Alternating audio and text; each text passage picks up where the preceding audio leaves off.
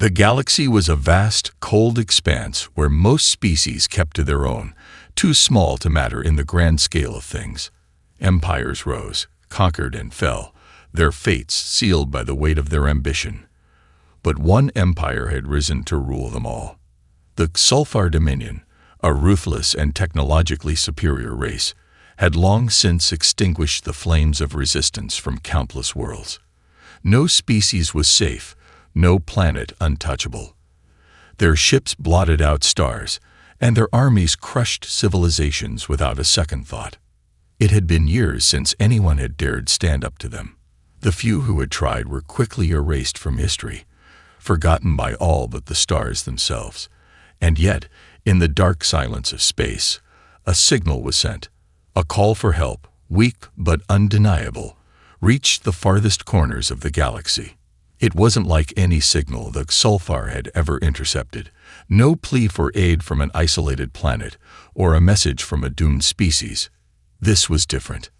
The message had been decoded with urgent haste by an ancient relay station buried in the asteroid belt of the Sol system. The message was brief, almost cryptic in its desperation, but it was clear enough. A species, one that had fought back against the Sulfar and survived, was requesting help. Their time was running out, and they knew they couldn't fight alone anymore.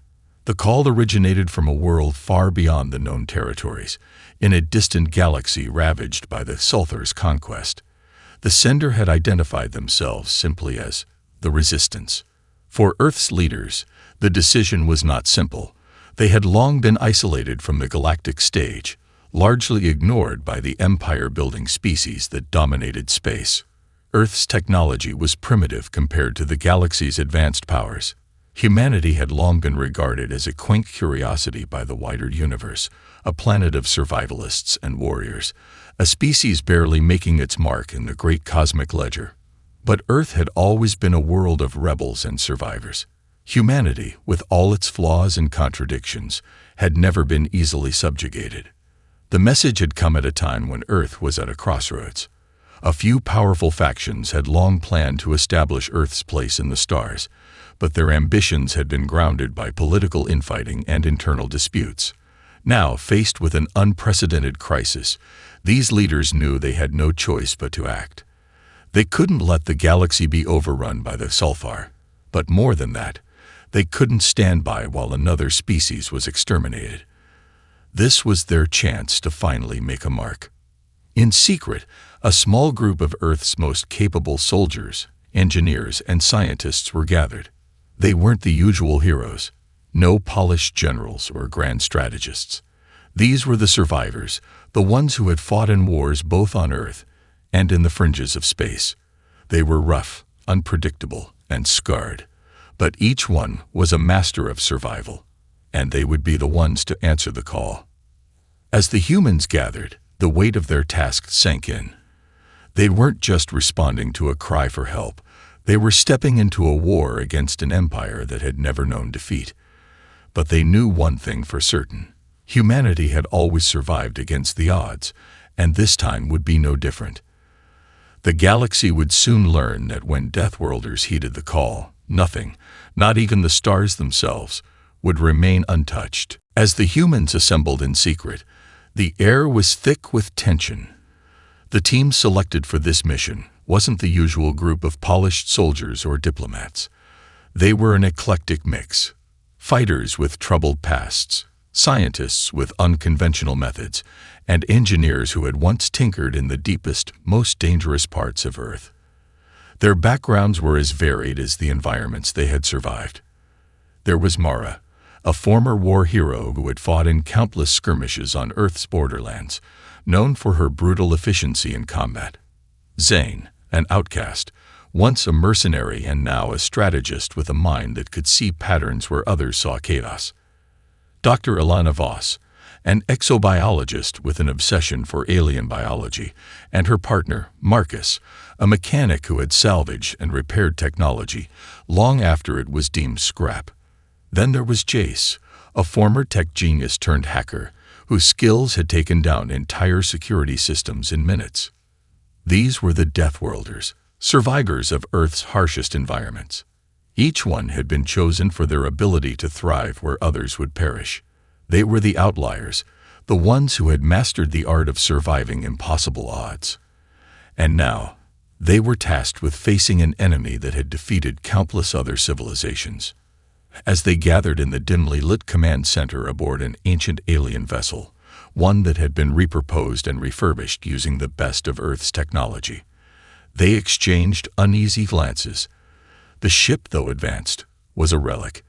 It had been constructed by the very empire they now sought to destroy, a haunting reminder of the power they were up against. The walls buzzed with the hum of alien tech, but the crew felt strangely at home. Earth's ingenuity was the one thing that had always allowed humanity to adapt, even when the odds were stacked against them. Mara stood at the center of the room, her eyes fixed on the star map projected before them. "This is it," she said, her voice low but firm. "We don't know what we'll face when we get there, but we can't afford to fail. These people are counting on us, and we're their last hope." Zane nodded, his hands already busy working over the ship's controls. "We've survived worse. The Xulthar may think they're invincible, but they've never faced anything like us. We're going to hit them where it hurts." Jace was already hunched over a console, his fingers flying across the keys. "I'll make sure we have the intel we need. We'll know where to strike before they even know we're coming." Dr. Voss glanced up from a table full of alien artifacts and medical instruments. "We'll need to understand their biology and technology. Only then can we turn their own strengths against them." Marcus, leaning against the ship's bulkhead, smiled grimly. "I'll make sure our gear holds together. If I can fix a broken-down hovercraft in the middle of a desert, I can make sure this thing doesn't fall apart under fire." The team didn't need to speak anymore. They understood each other without words. This was their moment, the first step toward answering the call. And though they were all different, some driven by duty, others by a desire for redemption, they shared one common goal: to make sure Earth's mark was left on the galaxy, a mark that would be impossible to erase. As the ship's engines roared to life, the humans set course for the unknown, their hearts heavy with the weight of what lay ahead. They were no longer just Earth's last hope. They were the galaxy's. And as they sailed deeper into enemy territory, they knew that the Xulthar would soon learn that the most dangerous species in the galaxy wasn't one of their own. It was humanity, with its fierce will to survive, its ingenuity, and its unbreakable spirit. The journey into the unknown was long and uncertain, the silence of space pressing in on the humans like a weight they could not escape. Their ship, though equipped with salvaged alien technology, was a reminder of how far they had come, from Earth's primitive beginnings to the harsh reaches of space. Despite the tension in the air, there was a strange sense of camaraderie between the crew. They weren't just a team. They were a family forged by the fires of survival. As they approached the border of the Xulthar Dominion, the humans had little more than a vague understanding of what awaited them. They had studied the data, analyzed the alien tech, and prepared for every scenario they could imagine, but there was no substitute for first-hand experience. Their mission was simple: make contact, assess the enemy's strength, and find a way to strike. When they entered the first star system near the Xulthar Empire's edge, something strange happened. Their sensors, powered by both human and alien technology, picked up a massive energy signature, a fleet, unlike any they had seen before. But it wasn't an enemy fleet. The signal was faint but unmistakable, a distress call, emanating from a nearby planet. "That's impossible," Dr. Voss muttered under her breath, eyes fixed on the readings. "There's no way they're still transmitting. The Xulthar usually wipe out all communications before they leave a planet in ruins." Mara's eyes narrowed. "What's the source?" Zane tapped a few controls, and the star map shifted. "It's coming from the surface of a mining world on the fringe of the Xulthar Empire. It's practically a dead planet. No resources worth saving. What could be left there?" Jace, who had been hunched over a console, finally looked up. "It doesn't matter. We're not here to second-guess. We'll check it out, See what we're dealing with." With the team in agreement, they adjusted course. As they entered the planet's atmosphere, the world below was a bleak sight, scarred by mining operations and abandoned long ago. There were no signs of life, only empty settlements and barren wastelands, yet the signal persisted, stronger than ever. "We're not alone," Marcus said, scanning the surface. "Something's down there. Let's be ready." The ship descended into a ruined city, its crumbling buildings casting long shadows across the dirt. The air was thin and the landscape was eerily quiet. The crew disembarked cautiously, weapons ready, eyes scanning for any sign of danger. They moved through the city ruins, unsure of what they would find. There were no hostile forces, no signs of recent battle, but the atmosphere was oppressive. It felt like they were being watched. Then they found it. A hidden underground facility, half collapsed but still functioning. Inside, they uncovered the truth. The planet had been home to a group of rebels who had been quietly resisting the Sulfar for years. The distress signal had been sent by them, hoping for a miracle. And now, humanity had arrived. But as the team began to investigate further, they realized something was wrong. The rebels were gone, their ranks decimated.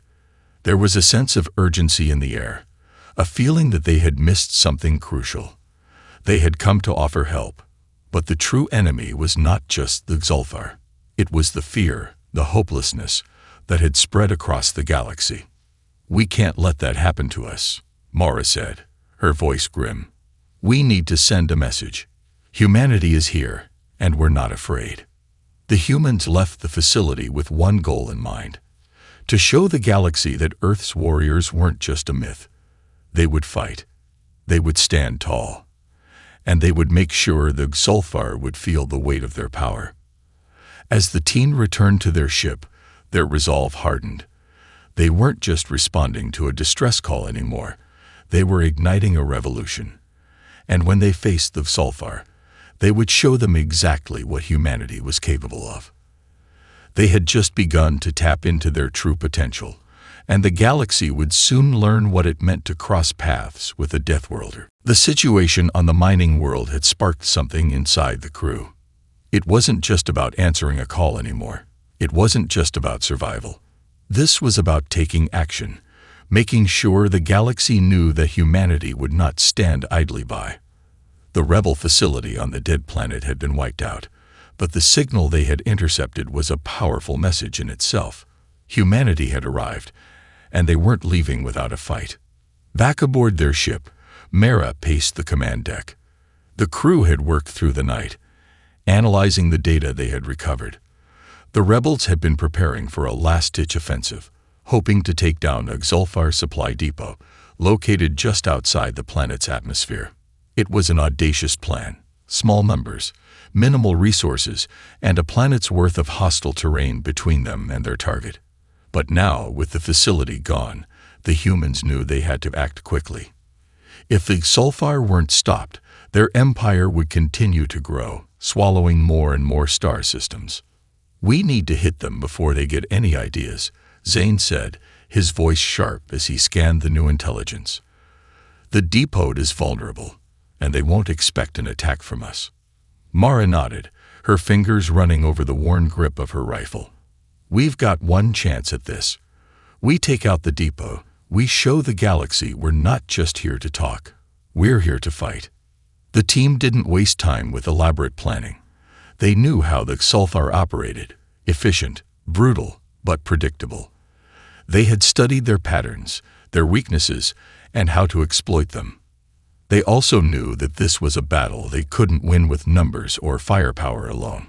It would be a test of their survival instincts, their ingenuity, and their ability to outthink a vastly superior enemy.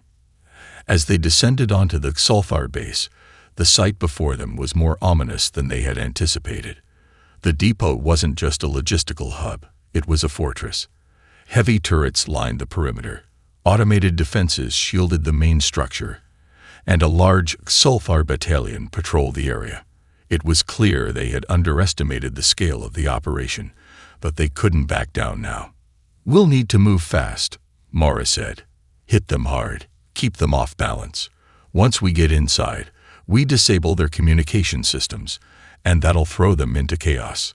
The plan was risky, but they had no other option. The team split up into two groups, one to assault the outer defenses and the other to infiltrate the base itself. Mara, Zane, and Dr. Voss led the first group. Marcus and Jace, with their technical expertise, would breach the security systems and disable the enemy's communications and power grids. The battle began with the deafening roar of gunfire as the humans advanced, their weapons and tactics catching the Xulfar completely off guard. The enemy's automated defenses activated too late, unable to react quickly enough to the fast-moving humans. In the chaos of the assault, Mara's team pushed forward, using guerrilla tactics to take out the turrets and clear a path to the main structure. Meanwhile, Marcus and Jace moved swiftly, slipping past the enemy's perimeter and infiltrating the heart of the base. Their mission was to shut down the power grid, preventing the Xulfar from launching reinforcements or communicating with their fleet. Jace's fingers flew across the control panel as he hacked into the base's system, and Marcus provided cover, ensuring no one could stop them. The Xulfar forces, disoriented by the sudden assault, were slow to organize a defense.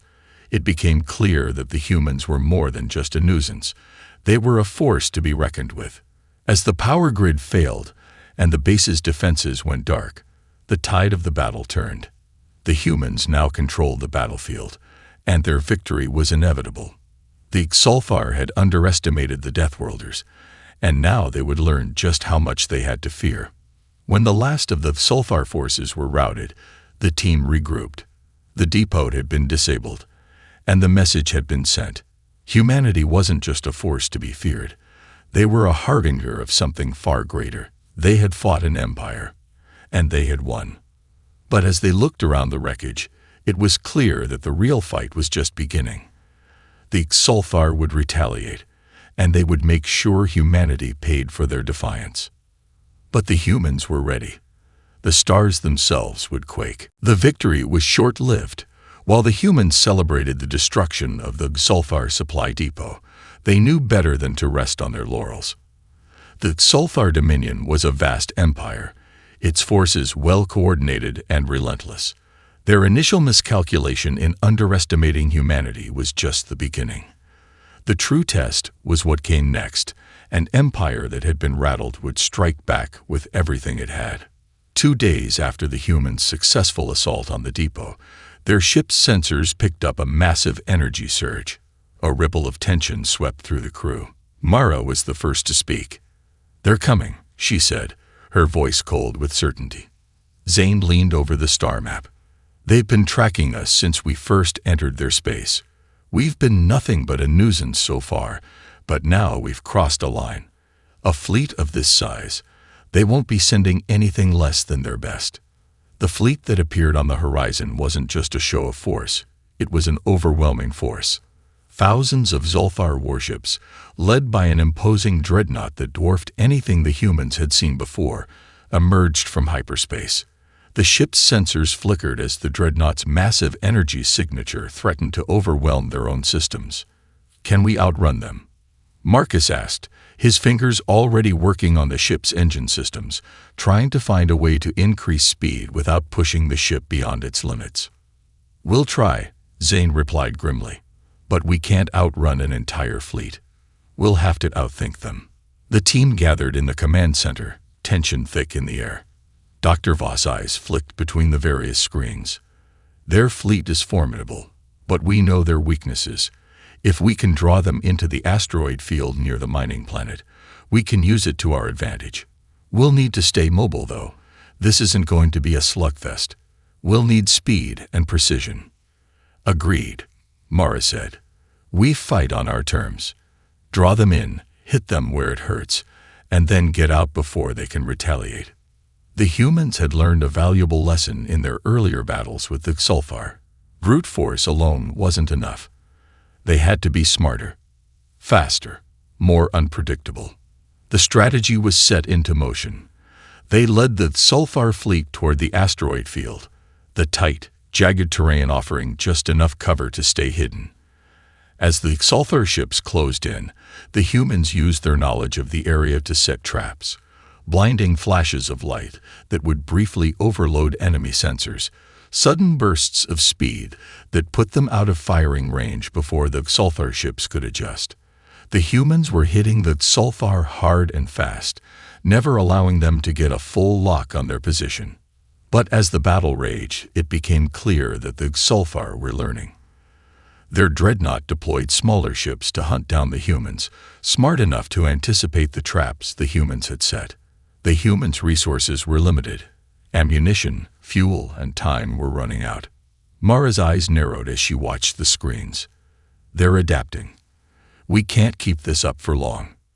We don't have to, Zane replied. We just need to get close enough for one final strike. The humans had baited the Sulfar into a vulnerable position. Now they needed to deal the final blow. But it wouldn't be easy. As they drew closer to the dreadnought, its massive guns came online, ready to fire. The crew was running out of time. The battle had turned into a desperate race, not just for survival, but for a chance to finish what they had started. The galaxy had already seen what humanity could do, but if they were going to survive the Sulfar's retaliation, they would have to show the galaxy just how far their will to fight stretched. It was clear now. The humans weren't just in this fight to survive. They were in it to win, no matter the cost. The heart-pounding chaos of the battle raged on. The humans had maneuvered the Sulfar fleet into the asteroid field, using the terrain to hide their movements and evade the enemy sensors. But the Sulfar were adapting quickly, and the humans knew that time was running out. They couldn't keep up this guerrilla-style attack forever. It was a matter of attrition now. Who would break first? Mara gritted her teeth, her hands steady on the controls as she commanded the ship to weave through the dense asteroid belt. The Sulfar ships followed relentlessly, their firepower unmatched. The humans had already lost valuable resources in the first wave of skirmishes. Shields were down, ammunition was low, and their ship was starting to show signs of wear. How much longer before we can launch the final strike? Mara asked, her voice laced with urgency. Zane's fingers flew across his console. We're almost there. The Sulfar's dreadnought is still holding its position, but it's vulnerable. If we can get in close enough, we can use the ship's auxiliary thrusters to cut through their defenses and hit their main reactor. We're down to our last shot, Marcus added, glancing over his shoulder. If this doesn't work, we're done. Dr. Voss, who had been quiet until now, spoke up, her voice calm but unwavering. It will work. The Sulfar aren't used to being outsmarted. They're too focused on their firepower. We've already proven we can strike when they least expect it. The team's plan had one major flaw. It depended on their ability to get past the dreadnought's heavy artillery. The ship had formidable shields, and even with the element of surprise, the humans knew that getting close enough to deliver the final blow would be near impossible without heavy losses. But Mara wasn't one to back down. Not now. Not when they were so close. Let's make them regret ever thinking they could beat us. The ship accelerated, darting between massive asteroid fragments as the Sulfar fleet advanced, closing in like a hungry predator. The humans' craft was smaller and faster, but they were outgunned, and their luck wouldn't last much longer. Every move they made brought them closer to the Sulfar's firing range, and the dreadnought's heavy plasma cannons were only moments away from locking onto their position. Now, Zane yelled, a look of fierce determination in his eyes. We're in position. Let's do this. With a single command, Mara fired the ship's auxiliary thrusters, propelling them forward in a burst of speed. The maneuver was risky, too risky, but it was their only shot. The dreadnought loomed ahead, its massive bulk growing larger with every passing second. The Sulfar fleet's focus shifted to the humans, and they were now all locked onto their target. In the final moments before they would enter the dreadnought's killing zone, Marcus and Jace activated the ship's hidden weapon systems, cloaked EMP missiles designed to disable the dreadnought's shields and disrupt its weapon systems.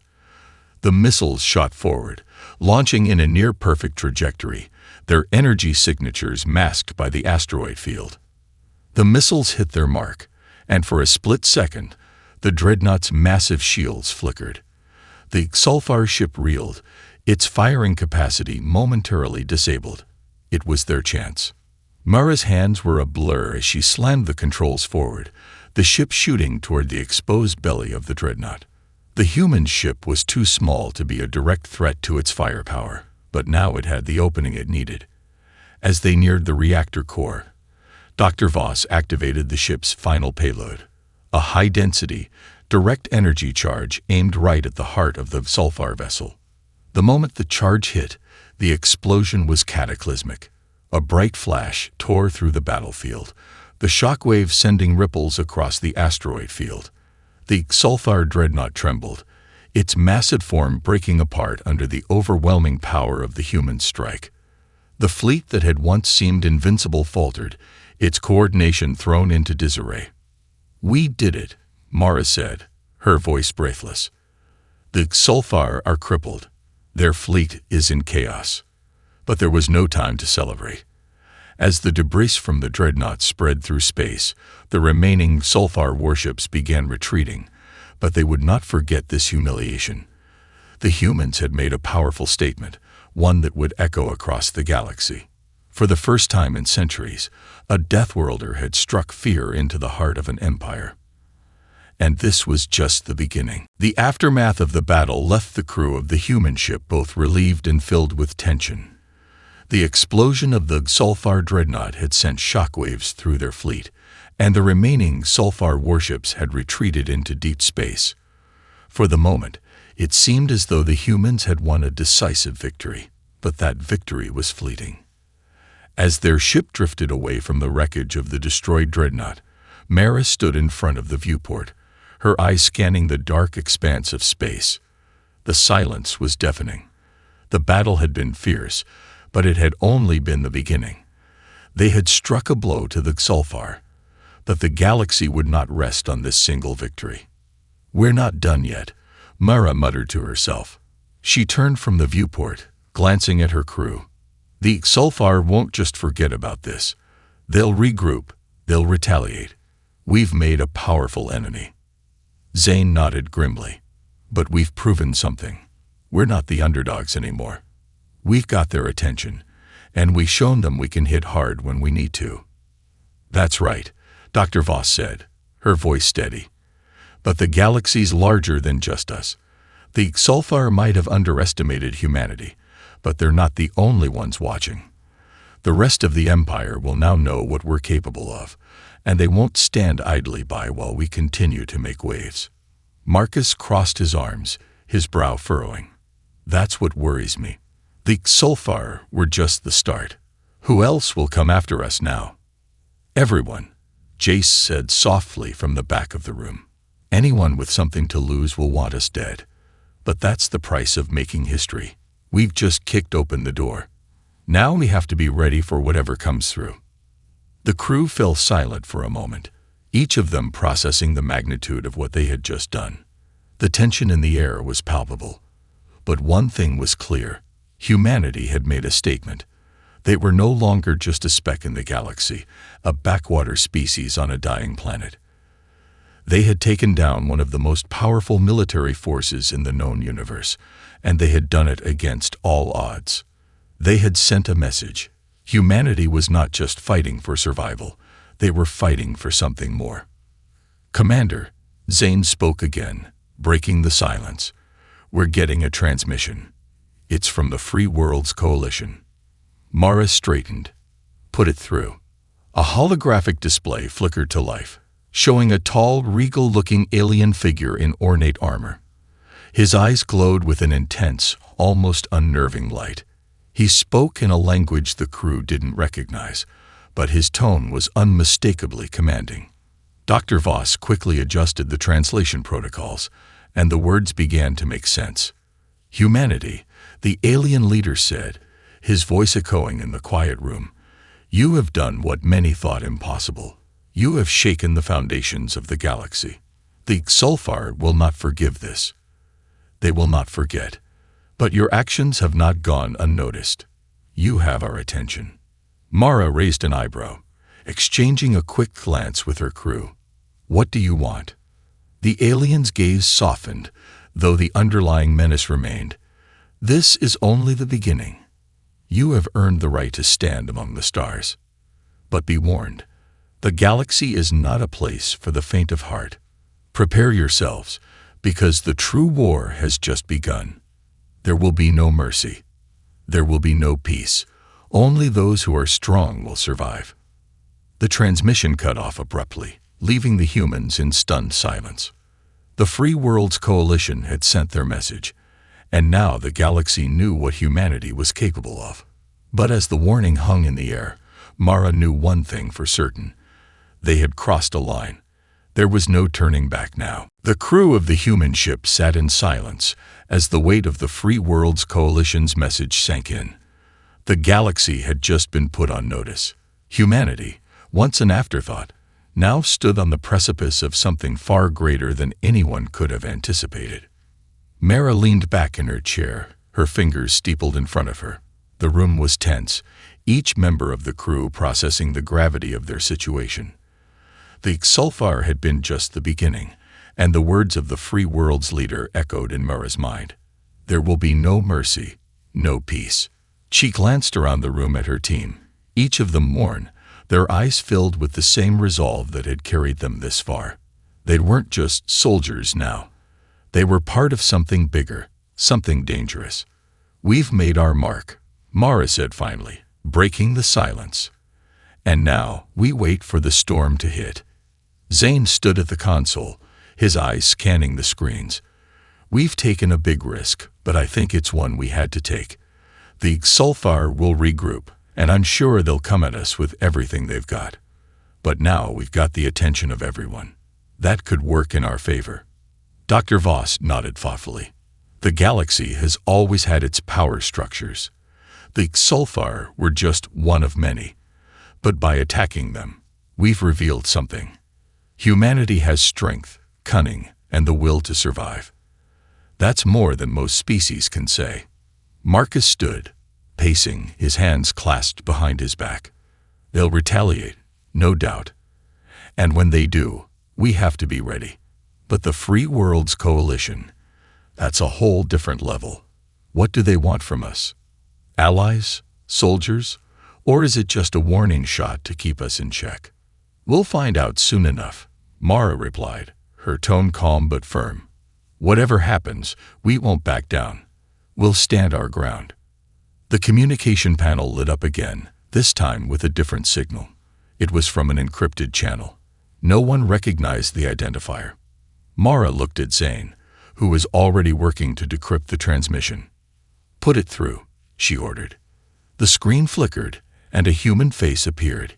It was a young man, with short-cropped hair and a stern expression. His eyes were familiar, too familiar. His military insignia marked him as part of a division that had been thought lost. "Commander Mara," he began, his voice steady but urgent. "We're on our way. You've sparked something. The rebellion is growing. The Xulfar's grip is slipping, but now we need you. We need humanity's fire." Mara's heart skipped a beat. "Who are you?" "I'm Captain Ethan Hayes," the man replied. "We were part of the military faction left behind when the Xulfar crushed the initial resistance. We've been rebuilding, organizing. We've been watching you. What you did to their fleet, it's ignited something. We've been waiting for a signal, and now we have it."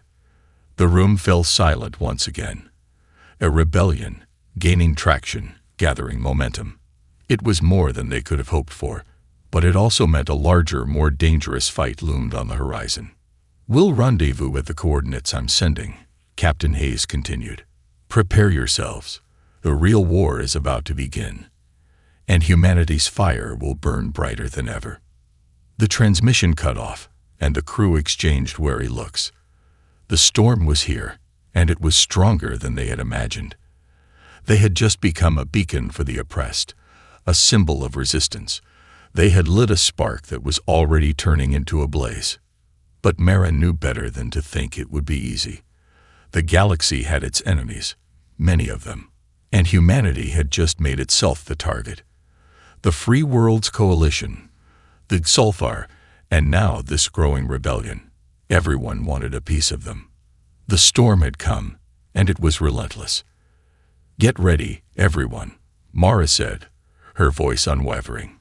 "We've just begun this fight, and it's going to be a hell of a ride." As the ship set course for the rendezvous, the stars outside seemed darker, colder. But inside, there was a fire that would burn until the galaxy was forever changed.